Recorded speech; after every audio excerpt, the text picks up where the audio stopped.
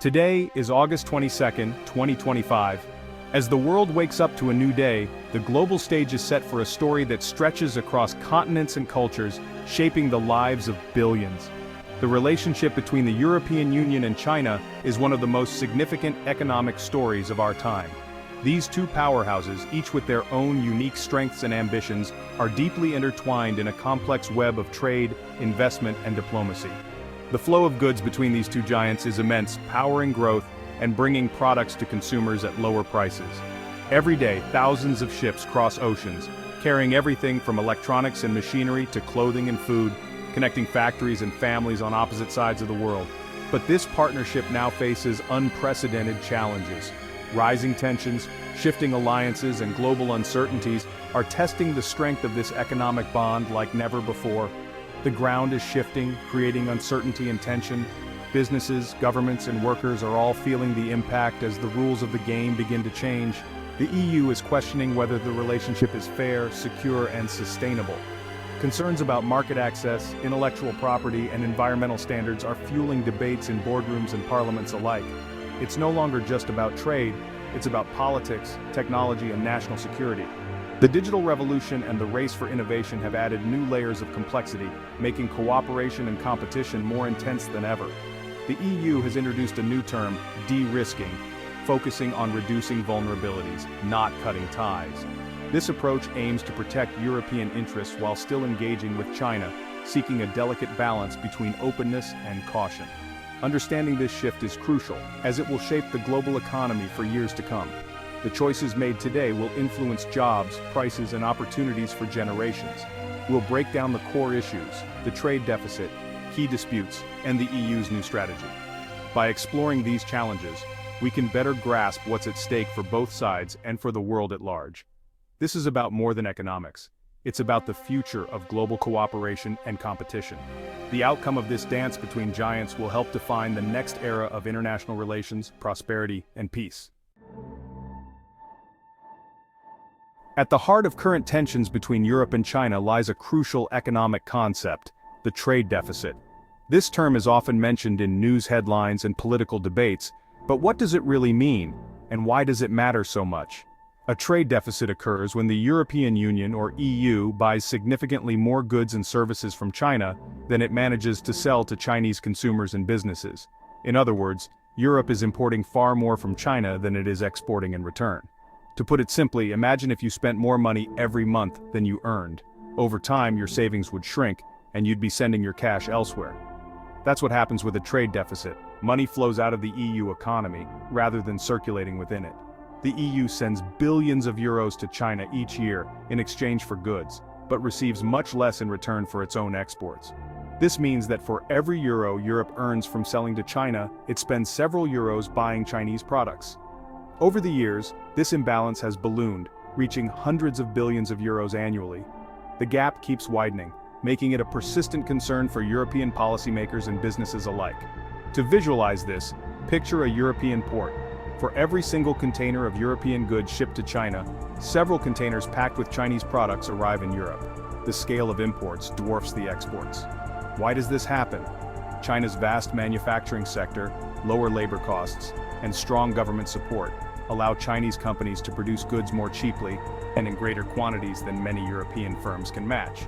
This makes Chinese products highly competitive on the global market. As a result, most of the electronics, clothing, and household items you see in European stores are likely assembled or manufactured in China. This keeps prices low for consumers, but also means more money leaves Europe. But the deficit isn't just about what China sells to Europe. It's also about what China doesn't buy. European products often struggle to find a place in the Chinese market. European leaders frequently argue that the Chinese market is less open to foreign goods, with a range of barriers that make it difficult for EU companies to compete or even enter the market. Complex regulations, lengthy approval processes, and strict requirements often favor Chinese firms, making it challenging for European businesses to export their products to China. In the end, the trade deficit is a two-sided coin, a flood of Chinese imports into Europe and limited access for European exports to China. This imbalance shapes economic policy, trade negotiations, and the everyday choices of consumers and businesses across the continent. A persistent trade deficit has real consequences for Europeans. It impacts jobs. When EU companies can't compete with cheaper Chinese imports, factories close and jobs are lost. Sectors from steel to high-tech feel the pressure. European firms face higher costs and stricter regulations, while Chinese competitors benefit from subsidies. This stifles investment and innovation in Europe. The COVID-19 pandemic exposed Europe's dependence on China for critical supplies, highlighting strategic risks. Over-reliance on one country for vital goods is a vulnerability. The deficit also means capital leaves Europe, weakening its industrial base. Addressing the deficit is about protecting jobs and ensuring Europe's long-term economic health. It's a slow leak in the continent's economic engine. The trade deficit and fairness concerns have sparked escalating disputes between the EU and China. These conflicts involve billions of euros and have major political and economic consequences. Dumping is a key issue. Chinese companies are accused of selling goods below cost to capture market share. The EU responds with tariffs to protect its industries. Government subsidies are another flashpoint, giving Chinese firms an unfair edge. The EU's investigation into Chinese electric vehicles is a recent example. Market access is also contentious. EU firms face barriers in China, from forced joint ventures to opaque approval processes. The lack of reciprocity fuels EU frustration. These disputes are about more than prices, they're about the rules of global trade. The EU is pushing for a level playing field. When trade disputes between major economies escalate, tariffs often become the weapon of choice. These measures are not just numbers on a spreadsheet, they have real-world impacts, shaping the flow of goods and the strategies of businesses worldwide. A tariff is essentially a tax placed on imported goods, making those foreign products more expensive for consumers and businesses. The idea is to give local industries a fighting chance by leveling the playing field, encouraging people to buy domestically produced items instead of cheaper imports. The process begins when a company or industry files a formal complaint, claiming that foreign competitors are engaging in unfair practices, such as dumping products at artificially low prices. The European Union then launches a thorough investigation, gathering evidence and consulting stakeholders. If the investigation uncovers evidence of unfair competition, the EU can impose tariffs designed to offset the advantage gained by the foreign exporter. These duties aim to restore fair competition and protect European jobs. However, imposing tariffs is rarely a one-sided affair. China, for example, may retaliate by targeting European exports, placing their own tariffs on goods like cars, wine, or luxury products. This tit-for-tat escalation can create uncertainty for European exporters who depend on access to the vast Chinese market. Companies may face falling sales, disrupted supply chains, and difficult decisions about investment and employment. Policymakers in Brussels must carefully weigh the benefits of protecting one sector against the potential harm to others. Every tariff decision involves trade-offs, as the EU seeks to defend its industries without sparking a damaging trade war. Tariffs are more than just economic tools. They send a strong political message to Beijing, signaling that the EU is willing to stand up for its interests and demand fair treatment. Sometimes, the mere threat of tariffs is enough to bring both sides back to the negotiating table, opening the door for dialogue and compromise. The ultimate goal isn't to build permanent barriers, but to use tariffs as leverage, encouraging fairer trade practices and more balanced economic relationships. In the end, these high-stakes negotiations will help shape the future of EU-China commerce, influencing jobs, prices, and the global economy for years to come.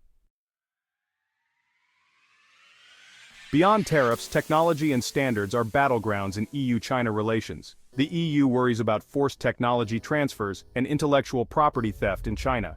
European firms invest billions in innovation, but face copying and patent infringement with little recourse. Technical standards are another front. Whoever sets them gains global influence. China is pushing its own standards, especially in AI and telecoms. The EU wants open, multilateral standard setting, not dominance by one country.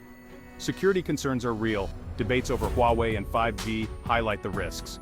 Here, trade policy and national security are deeply intertwined. Facing these challenges, the EU has adopted a new approach: de-risking.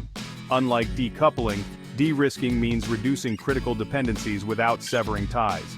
The EU is identifying areas where it's too reliant on China and taking steps to diversify. This means finding alternative suppliers in other countries, friend-shoring and near-shoring. The goal: multiple sources for key products, so one disruption doesn't paralyze Europe.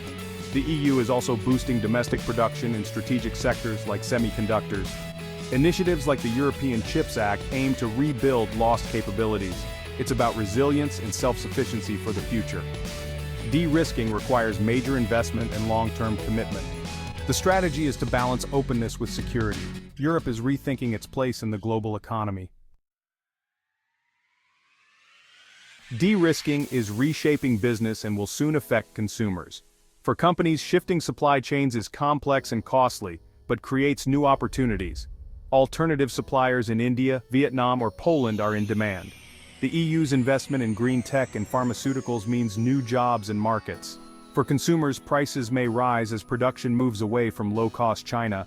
The trade-off: higher prices for greater security and resilience. In the long run, diversified supply chains mean fewer disruptions and more stable product availability. The focus is shifting from lowest cost to security and sustainability. It's a fundamental rebalancing of priorities. The goal: a stable, competitive, and resilient European economy. The EU-China economic relationship stands at a crossroads. The era of easy engagement is over. Now, rivalry and interdependence define the narrative. The EU is actively reshaping the rules to defend its interests. De-risking is central, reducing vulnerabilities without a chaotic split. The strategy: diversify supply chains, boost domestic production, and use trade tools assertively. China remains vital, but the partnership must be fair and secure. The path ahead is complex, with tough trade-offs and potential tensions. The outcome will shape globalization's future: fragmentation or new cooperation. The decisions made now will define the world for generations to come.